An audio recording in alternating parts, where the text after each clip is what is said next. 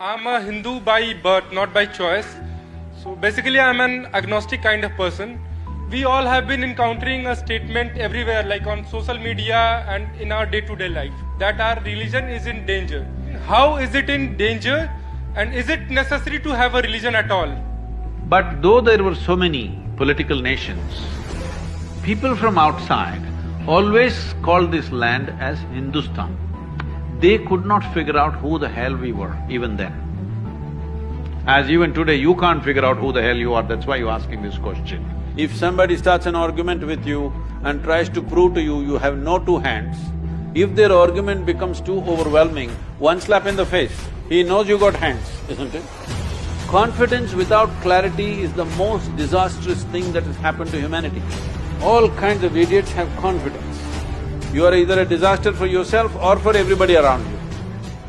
Hello Sadhguru, first of all namaskaram. I'm a Hindu by birth, not by choice. So basically I'm an agnostic kind of person.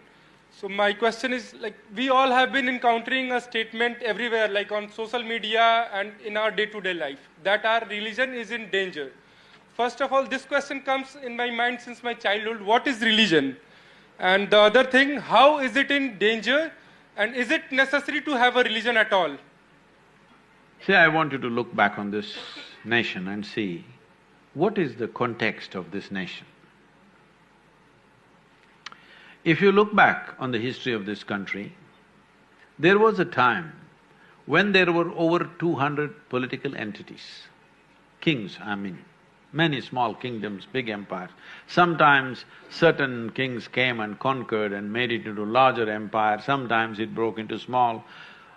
Largely it was been somewhere between 100 to 250 nations within one geography of what we call as Indian subcontinent today. But though there were so many political nations, people from outside always called this land as Hindustan. Yes? Even now, if you go to Arabia, let's say Lebanon and Jordan and these kind of places, you will find thousands of women in Lebanon are still taking the name Hind. It's their name, because in their language, Hind means India.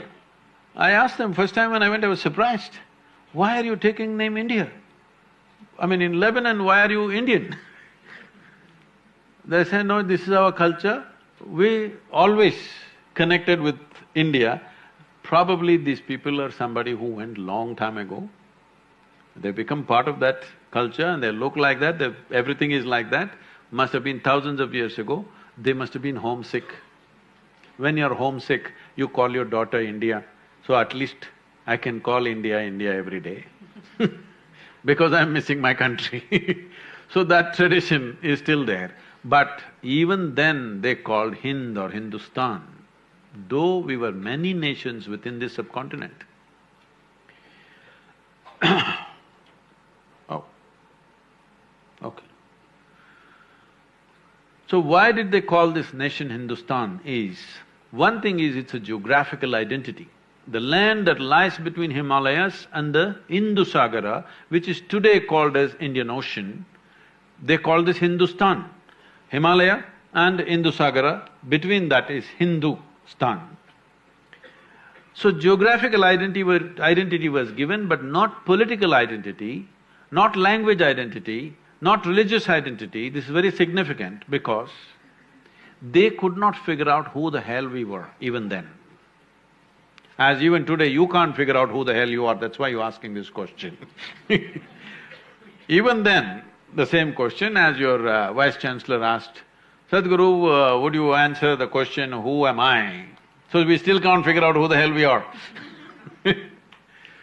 because this has been a land of seeking, never a land of belief. If you want a religion, essentially when somebody says, I'm religious, they always say, I'm a believer, isn't it? Let's explore this word belief. How many of you believe you have two hands? All of such people just at least raise one hand, please. Do you believe you have two hands or do you know you have two hands? You know. If somebody starts an argument with you and tries to prove to you you have no two hands, if their argument becomes too overwhelming, one slap in the face, he knows you got hands, isn't it? But there are so many things you believe in heaven, you believe in God, you believe in many things. Why do you believe? Simply because you have not become straight enough in your life even to admit what I do not know as I do not know. This is a serious problem. Whatever you do not know, you say, I believe. It is so human of you, so wonderful of you to see what you do not know as I do not know, isn't it? I do not know is a tremendous possibility. When you say, I do not know, genuinely within you, the longing to know, the seeking to know, and the possibility of knowing becomes a living reality in your life.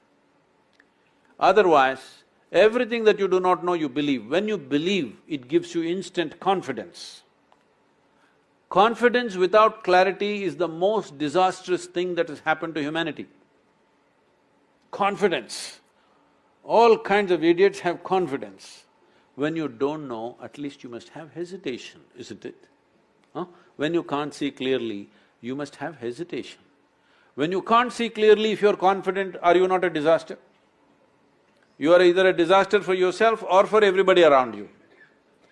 So, this land was never ever identified with belief systems. This has always been a land of seekers. Seekers of what? Seekers of truth and liberation. Just now, yesterday I was at, the BHU in Kashi. You just see there, people are coming from all over the country and now all over the world. In search of what? Mukti. Freedom is the highest value. God has never been the highest value in this culture. All the people whom you worship are people who walked this land at some time, isn't it? And they were not superheroes. They did not drop from the sky or fly in the air or walk up on the water, nothing. Just same grind as you are going through, much more grind than you are